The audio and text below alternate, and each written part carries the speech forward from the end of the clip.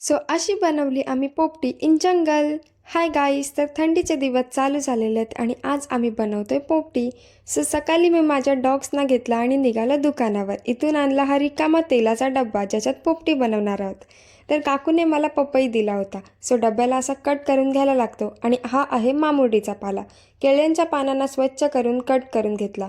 Chicken सकाळीच marinate केला होता, मग त्याला पटापट केळीच्या पानामध्ये रॅप करून घेतला. इथे दादाने पोपटी लावायला घेतली होती, तर डब्यामध्ये खाली टाकला होता मामुर्डीचा पाला. त्याच्यावर टाकल्यात तुरीच्या आणि वालाच्या शेंगा, मग अंडी ठेवली आणि त्याच्यावर ठेवलं चिकन. पुन्हा शेंगा टाकल्या, मूठभर मीठ टाकलं आणि पुन्हा वरून शेंगांनी डब्याला पूर्ण मामुर्डीच्या पाल्याने पॅक करून घेतला. डब्बा पॅक केल्यावर त्याच्यावरती एक लाकडाची दांडी लावली होती, ज्याने डब्बा ओपन नको व्हायला, कारण डब्बा हा उलटा ठेवायला लागतो. डब्बा घेऊन आम्ही निघालो जंगलमध्ये आणि तिथे गेल्यावर समजला की लाकडं आणि गुंड्या आम्ही कमी आणलेले आहेत. मग जंगलामधून थोडीशी लाकडं शोधली आणि फायनली आम्ही पोपटी लावली.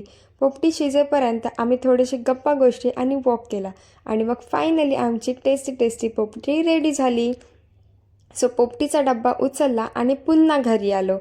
हे बघा कशा पोपटीमधून वाफा निघत आहेत. पोपटी एकदम परफेक्ट शिजली होती, जास्त करपलीसुद्धा नव्हती आणि चिकन एकदम ज्युसी झाला होता.